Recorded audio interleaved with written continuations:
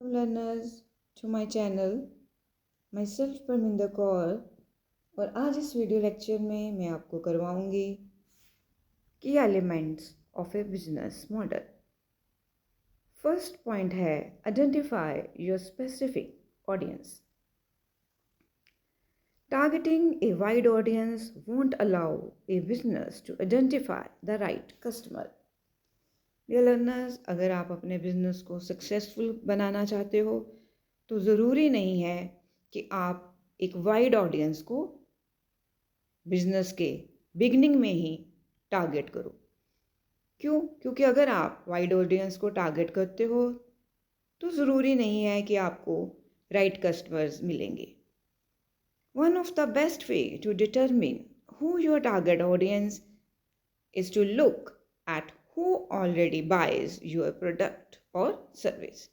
अगर आप अपनी टारगेट ऑडियंस को डिटरमिन करना चाहते हो तो आपको पता होना चाहिए कि आपका प्रोडक्ट जो है वो कौन सी ऑडियंस यूज़ करती है, हाउ ओल्ड आर दे, उनकी एज क्या है, वो किस मंथ में ज़्यादा परचेजिंग करते हैं, right.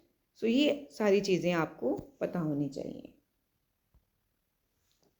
After studying this create a business model. अगर आपको ये पता चल गया है कि आपकी ऑडियंस कौन सी है, उनकी एज क्या है, उनकी प्रेफरेंसेस क्या हैं, इसके बाद आप अपना बिजनेस मॉडल क्रिएट कर सकते हो, करवा सकते हो। So it will bring the expected buyers. अगर आपके पास एक प्रॉपर बिजनेस मॉडल है तो वो आपको एक्सपेक्टेड बायर्स, जितने आप बायर्स चाहोगे वो बायर्स आपको मिल जाएंगे। नेक्स्ट पॉइंट जो है वो है establish business processes. Yes, business को चलाने के लिए, उसको उसमें प्रॉफिट लाने के लिए कुछ एक्टिविटीज़ का करना बहुत ज़रूरी है। Before the business can go live, make a clear understanding of the activities required to make the business model work. तो आपको कुछ एक्टिविटीज़ करनी पड़ेंगी अपने मॉडल को सक्सेसफुल करने के लिए। It is important to determine the key business activities to establish a proper business process. उसके लिए जो फर्स्ट स्टेप है वो ये है कि आप अपने कस्टमर्स को, अपने बायर्स को ये बताओगे कि आपका जो बिज़नेस है वो उसकी स्ट्रैटेजी क्या है, वो अपने कस्टमर को कौन सी सर्विस प्रोवाइड करेगा, राइट। सो अगर आपकी एक्टिविटीज़ क्लियर होंगी तो आपको बिजनेस में प्रॉफिट मिल सकता है। Next is record key business resources. To sustain the needs of business, it is required to find new customers. Yes, आपका बिजनेस तभी अच्छी तरह से चलेगा अगर आपको नए नए कस्टमर्स मिलेंगे और एंड रीच बिजनेस गोल्स, और आपके जो बिजनेस गोल्स हैं वो फुलफिल होंगे। सो नए कस्टमर्स का मिलना बिजनेस की सक्सेस के लिए बहुत ज़रूरी है। Common example that a business may need include a website.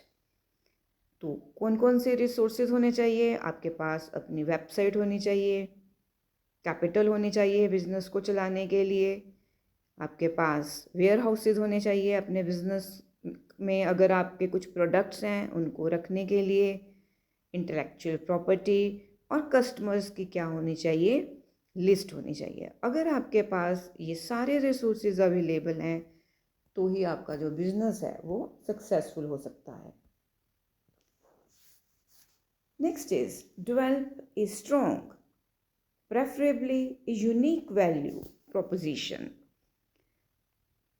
For standing among other competitors, a company needs to provide some additional value propositions proportion to the customers in the form of an innovative service. अगर आप अपने competitors के साथ compete करना चाहते हो तो आपको अपने customers को कुछ ऐसी सर्विस, इनोवेटिव सर्विस या कोई रेवोल्यूशनरी प्रोडक्ट प्रोवाइड करवाना पड़ेगा सो दैट जो कस्टमर्स हैं वो आपके साथ इन्वॉल्व रहें। Once the business has got a few value propositions, then it is important to link each of them.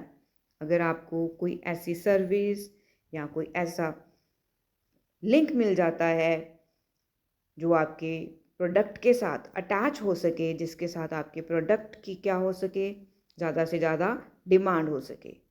So once the business has got a few value propositions, then it is important to link each of them to a service or product delivery system to determine how the business would remain valuable to the customers. तो आप अपने customers को ये बताओगे कि अगर आपके साथ वो बिज़नेस करते हैं या आपसे कुछ टाइम टू टाइम वो परचेज करते हैं तो उनको क्या बेनिफिट हो सकता है। Next and the last point is determine key business partners. Yes, no business can function properly without key partners. Partnership के बिना बिजनेस जो है वो, अगर पार्टनरशिप नहीं है तो बिजनेस के प्रॉपर फंक्शन होने के चांसेस कम हो जाते हैं। सो while building a business model, it is significant to choose the key partners. For examples कि कौन से सप्लायर्स होंगे, कौन से एडवर्टाइजिंग कंपनीज़ होंगी, कौन से स्ट्रैटेजिक अलायंसेस होंगे, ये सारी चीज़ें अगर पता होंगी तो ही बिज़नेस जो है वो सक्सेसफुल हो सकता है। सो डियर लर्नर्स, इस वीडियो लेक्चर में इतना ही। आई होप कि आपको की एलिमेंट्स ऑफ बिजनेस मॉडल समझ आ गए हैं।